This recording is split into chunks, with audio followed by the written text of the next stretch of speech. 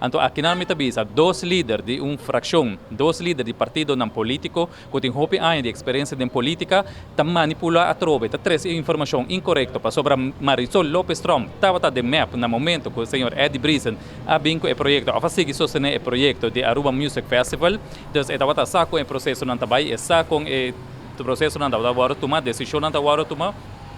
e a la vez estava junto com Otmar Odiber den ministerato de AFP no momento que Otmar Odiber quebra o contrato também de Tofanelli para sobre Marisol Lopes Trump não apara arriba e não avisa of não apara visa o não mestre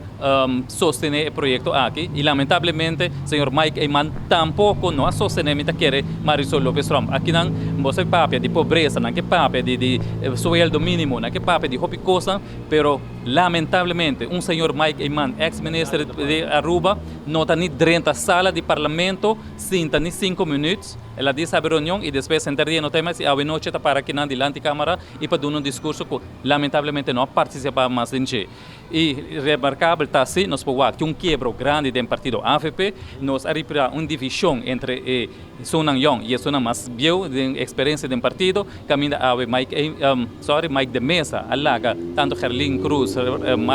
Raison no Nascimento e Mervin aí atrás, lá ganham cai para sobre ela 13 e